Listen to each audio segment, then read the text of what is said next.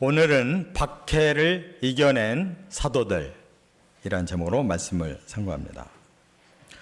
기독교 2000년 역사 중에 가장 악명 높은 박해자 그러면 바로 네로 황제입니다. 그는 서기 60년대 이 말에 아주 지독한 그런 박해자로 등장했습니다. 로마의 역사가들이 남겨놓은 기록을 살펴보면 이미 잘 아는 것처럼 그가 로마 시내를 불태웠는데, 왜냐하면 자기 욕심대로 한번 로마 그 도시를 새로 건설하기 위해서 이렇게 엉뚱하게 불을 질러 놓고 기독교인들이 불을 질렀다고 이렇게 유언비어를 퍼뜨렸습니다. 그래서 많은 기독교인들을 잡아서 가두고 죽이는 일을 시작했어요. 그리고 또 기독교인들을 아주 중상모략을 하기 시작했는데, 기독교인들은 영아를 살해해서 제물로 바친다, 이게 인신제사를 드린다는 설을 퍼뜨렸고, 또 사람 고기와 피를 먹는다, 이게 성찬하는 거를 이렇게 곡해해가지고 사람 고기와 피를 먹는다 그랬고, 또 포도주를 먹는 걸 가지고 포금을 하고 불륜을 탐닉한다, 이렇게 아주 난잡한 종교라고 중상모략을 했습니다.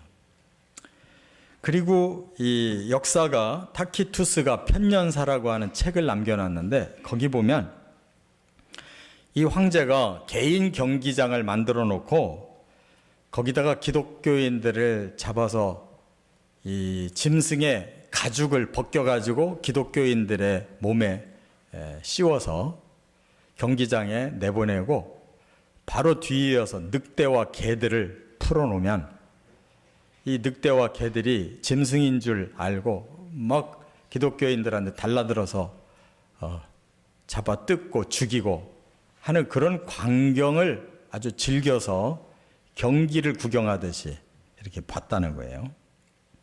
그리고 이 길에다가 기독교인들을 매달아 가지고 기름을 붓고 횃불을 삼아서 이렇게 불을 밝히는, 이런 아주 도저히 정상인으로서는 할 수 없는 짓을 저질렀어요.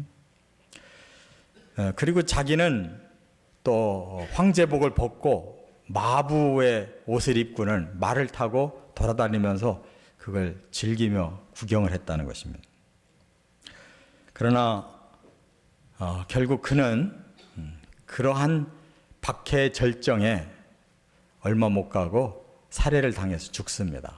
그리고 그때의 로마에 전염병이 돌아가지고 3, 4만 명이 죽었다고 하는 기록이 나와요. 하나님이 그 일을 그대로 언제까지나 내버려 두지 않으셨다는 것을 알 수가 있고, 그 후에 로마는 서기 313년에 황제가, 콘스탄트 황제가 기독교를 공인하고 로마는 기독교 국가로 바뀌게 되었습니다. 오늘 이 본문에 바로 기독교 역사상 최초의 박해 사건이 나옵니다. 3장에서 베드로와 요한이 나면서부터 안진뱅이가 돼서 한 40년 동안 사는 그 사람을 고친 역사가 일어났고, 거기서 많은 사람들이 솔로몬 행각에 모여가지고 베드로의 두 번째 캐리그마 설교를 듣고 남자만 5,000명이 됐다고 그랬습니다.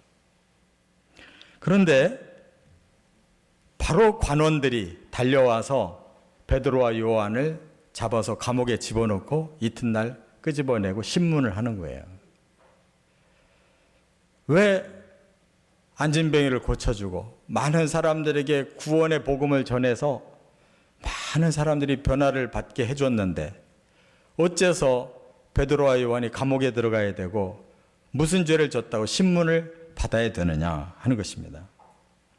그러나 이것은 분명히 악한 자의 박해고, 또 의로운 그리스도인들에게는 이것을 정면에서 극복을 해내야만 하나님의 뜻을 이룰 수 있는 하나의 과정이라는 거예요.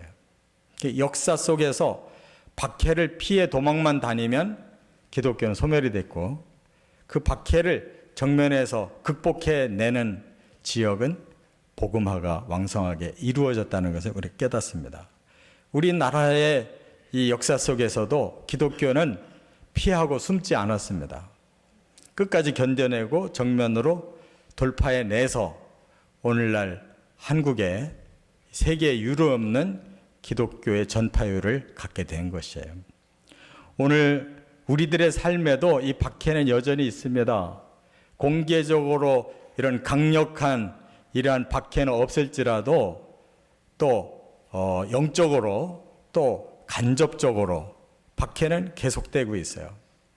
믿음이 다른 가정에서부터 친척들, 이웃 간에 또 직장에서 갖가지의 또 이러한 공공단체에서 이러한 박해는 계속되고 있어요. 과연 이 박해를 어떤 원리로 우리가 해결해야 될 것인지 오늘 말씀을 깨닫는 시간 되시길 바랍니다. 첫째는 1절부터 4절까지 보면 박해를 받는 이유가 뭐냐, 이걸 좀 우리가 깨달을 필요가 있어요. 먼저 2절을 같이 읽겠습니다. 예수 안에 죽은 자의 부활이 있다고 백성을 가르치고 전함을 싫어하여.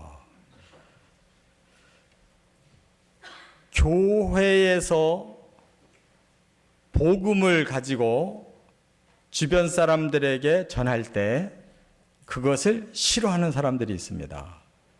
누가 싫어하느냐? 바로 기득권을 가진 사람이 싫어합니다.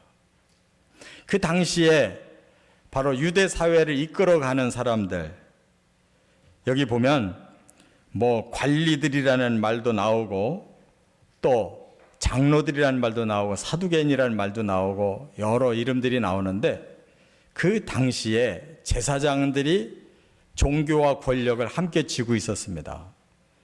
그래서 중간 시대에 이스라엘이 혁명을 일으켜서 성공한 때가 있었는데, 바로 제사장 가문의 사람들이 일어나 가지고 그들이 나라를 되찾고 일시 왕가를 이루었어요. 그게 바로 하스몬 왕가라는 건데, 그들이 제사장 부류로서 또 왕권을 차지하고 정치 노선을 끌고 가면서 사두개파라고 하는 그런 집단이 이루어진 것입니다. 그들이 가장 앞장서서 바로 기득권을 가지고 있었기 때문에 바로 예수님과 그 복음에 대해서 제일 먼저 저항을 하게 된 것이에요.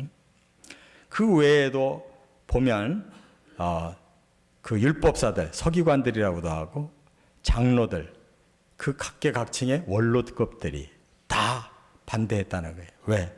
자기들이 이미 권세를 가지고 자기들의 마음대로 세상을 끌고 가고 있는데, 거기에 정반대의 메시지를 가지고 기독교인들이 일어나기 시작할 때 그것을 제일 먼저 압제해야 될 사람들이 그들이었던 것입니다.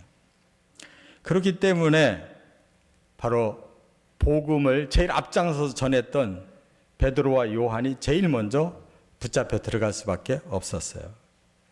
그리고 기독교 교리 자체에도 자기들과 반대되는 교리가 있었어요. 그게 뭐냐면 바로 죽음에서 살아난다는 이 교리예요.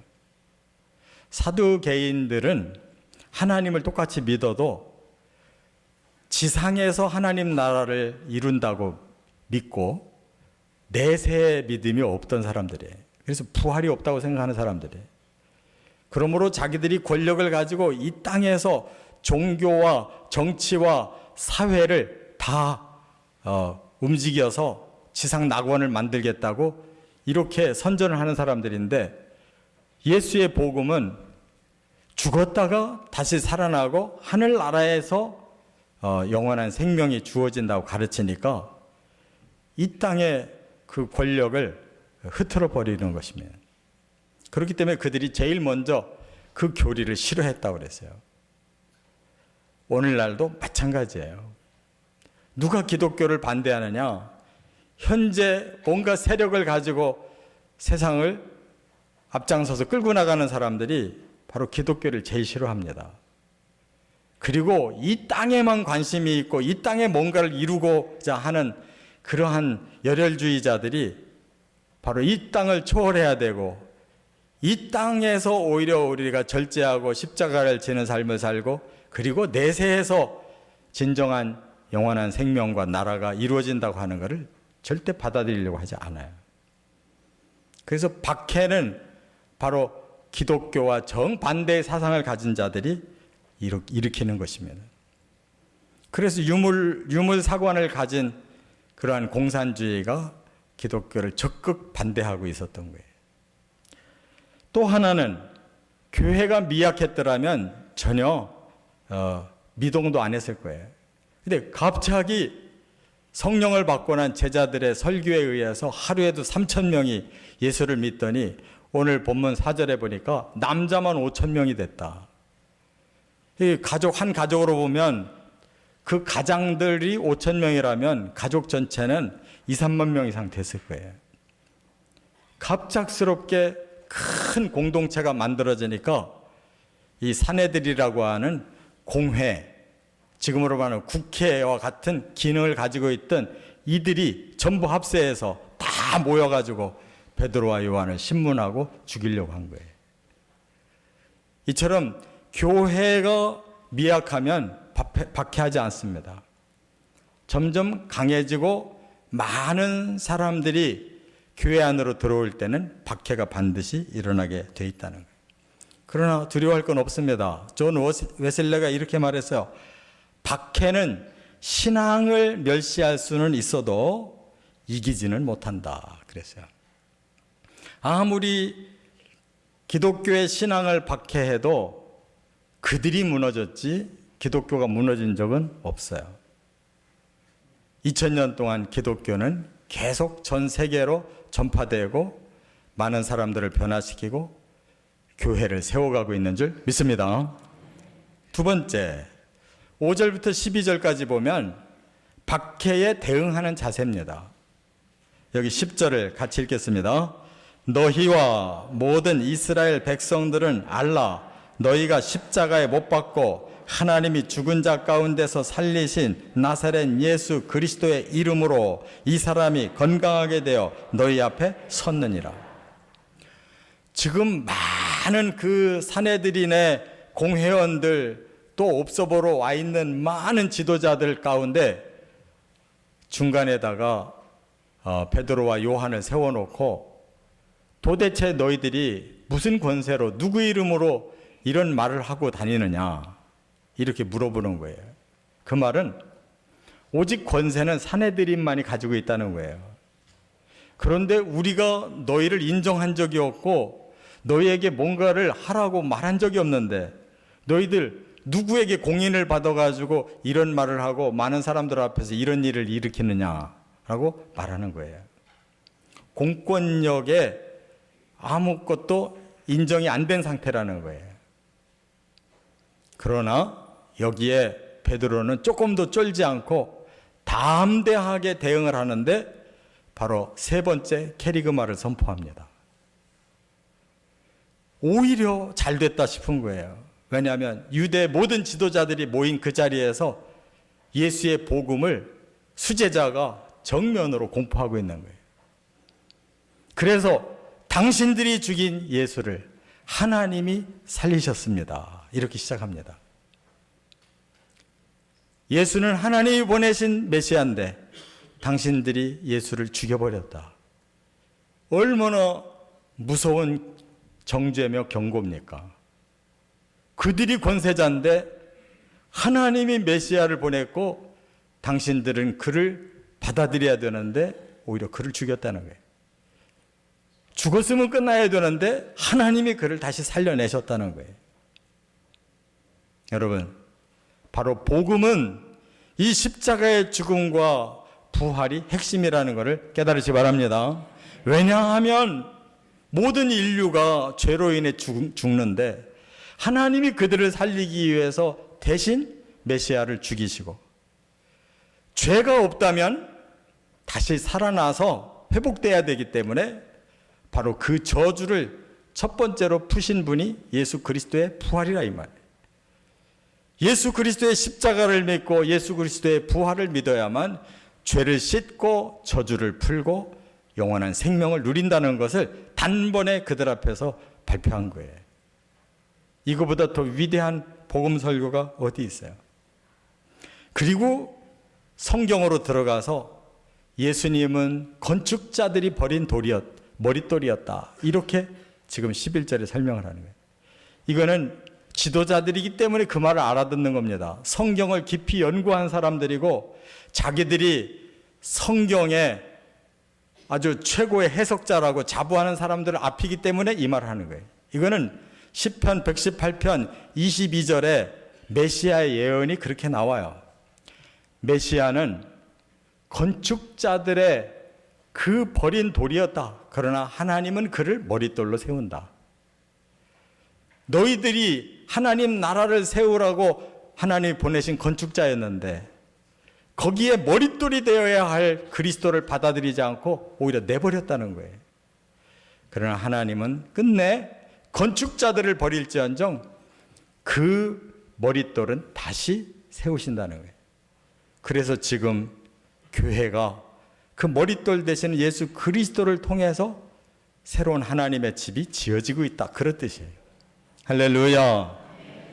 그들은 현재는 사내들인의 권력을 갖고 온갖 세상을 다 통치하는 자 같아도 이미 잘못 알고 머릿돌을 버린 실패한 건축자들, 그들은 버림받을 자들이고 이제는 교회라고 하는 하나님의 새로운 집이 예수 그리스도의 머릿돌 위에 세워져 있다는 거예요.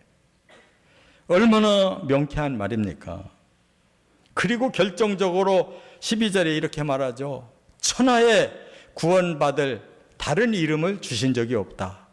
오직 예수만이 유일한 구원자이시다 라고 선포했어요. 바로 이것이 박해를 받는 성도들의 믿음의 자세인 줄 믿습니다. 여기에 우리의 목숨을 두려워하고 피하거나 무릎 꿇으면 안 된다는 거예요. 왜냐하면 우리는 죽어도 살기 때문에 이 땅의 집이 아니라 영원한 하나님의 집이 보장되어 있기 때문에 죽음을 두려워하지 말고 이 땅의 환난을 두려워하지 말고 예수 그리스도의 구원에 확신을 가지고 이렇게 선포하며 이겨내야 될 줄 믿습니다. 세 번째, 13절부터 22절에 보면 박해의 결과입니다. 그 거대한 권력 앞에 단 두 사람이 서서 신문을 받았는데 결과는 역전승이었어요. 그들은 꼼짝도 못했습니다. 왜 그러냐? 그럴 만한 이유가 있어요. 사도들의 그 권세 앞에 오히려 그들이 눌린 거예요. 인간적인 권세가 하나님의 그 권세 앞에 눌린 거예요. 이미 8절에 보면 베드로가 성령이 충만하여 그랬어요. 그들은 처음에 베드로를 우습게 알았습니다. 저 사람들 갈릴리 어부 출신들인데 무식한 놈들이 어디서 이단을 끌고 와서 사람들 현혹한다 이렇게 봤는데 말하는 거 보니까 엄청난 거예요. 하나님이 보내실 메시아론을 정확하게 알고 있고 바로 그분이 예수 그리스도고 그 복음으로 사람을 구원한다는 것을 명확하게 설명하는 말에 그들이 기가 죽은 거예요. 중요한 건 이 세상의 힘이 아니라 영역인 줄을 깨달으시기 바랍니다. 그래서 베드로의 그 영감 있는 설교 앞에 그들은 한마디도 대꾸하지 못했어요. 또 하나, 베드로와 요한이 3년 4개월 동안 예수님의 제자훈련 받은 사람들이에요. 예수님이 그 12사람을 데리고 함께 먹고 자면서 그들을 집중해서 가르쳐 놓은 거 이제 성령이 오니까 다 풀어진 거예요. 성경 전체가 다 꿰어진 거예요. 오직 말씀밖에 없다는 것을 믿으시 바랍니다. 그리고 증인이 옆에 있는 거예요. 태어나면서부터 40년 동안 안진뱅으로 살고 성전 미문 앞에 앉아서 수없이 많은 사람들에게 손 벌렸던 그 사람이 단숨에 일어나서 걷고 뛰고 성전 들어가서 찬양하고 사람들 붙잡고 자기를 간증했던 이 사람이 지금 살아서 멀쩡하게 베드로 옆에 있었거든요. 그 증인을 보면서 어떻게 다른 말을 할 수가 있어요? 중요한 건 하나님은 진리의 하나님이시고 의로우신 하나님이기 때문에 여기엔 거짓이 없다는 거예요. 하나님의 말씀 앞에는 반드시 그만큼의 증거가 나타나고 열매가 있다는 사실을 믿으시기 바랍니다. 그것으로 우리는 이기는 거예요. 또 하나는 이미 백성들이 그 사건을 다 봤고 소문을 들었고 이미 믿는 사람들이 장정만 5천 명인데 그 여론 앞에 그들이 꼼짝도 못하는 거예요. 만약에 다시 잡아가뒀다가는 아마 혁명이 일어날 겁니다. 우리는 어떤 세상적인 힘을 길러서 싸우는 게 아니에요. 영향력을 가지고 싸우는 거예요. 선한 영향력만 끼쳐도 세상은 그것을 두려워하는 거예요. 우리가 다른 목적으로 규합을 하는 게 아니고 바로 하나님이 주신 그 선한 열매를 가지고 우리가 서 있기만 해도 세상을 이기게 될 줄 믿습니다. 그래서 그들은 결론적으로 제자들에게 말로 위협을 합니다. 앞으로 예수를 얘기하지 마라. 앞으로 너희 교리를 가지고 사람들한테 말하지 마라. 이 말만 하고 그대로 내보냈어요. 아무리 세상의 권세를 가지고 있어도 이 선한 영향력이 더 강하다는 걸 알기 때문에 그들이 여론이 무서워서 베드로와 요한을 잡아 가두질 못했어요. 그러니까 베드로가 또 뭐라고 그래요? 그런 말을 내가 듣는 것이 옳으냐? 하나님 말씀을 내가 듣는 것이 옳겠느냐? 그 말에 더 이상 말을 못하고 내보내는 거예요. 나는 나가서 계속 하나님이 원하시는 말씀을 전해야 되겠다. 그래도 내보낼 수밖에 없었던 거예요. 이게 바로 진리의 사람이고 성령이 끌고 가는 사람의 모습인 줄 믿습니다. 랑게가 이런 말을 했어요. 성도를 박해하는 악인의 손이 길다 할지라도 성도를 구원하시는 하나님의 손은 더 길고 굳세다. 이렇게 말씀했어요. 우리들의 삶 속에 이런 박해는 알게 모르게 많이 지금도 있습니다. 이러한 악의 영향력이 계속 교회와 성도들과 우리의 삶에 가까이 다가오고 많은 방해를 하고 있어요. 우리는 오직 진리의 말씀과 성령께 깨어있고 이 사도들과 같은 모범을 우리가 가지고 선한 영향력을 끼쳐나가면 반드시 악의 세력은 스스로 무너지고 하나님의 교회는 온 지상에 세워지게 될 줄 믿습니다. 그런 역사가 일어나시기를 주의 이름으로 축원합니다.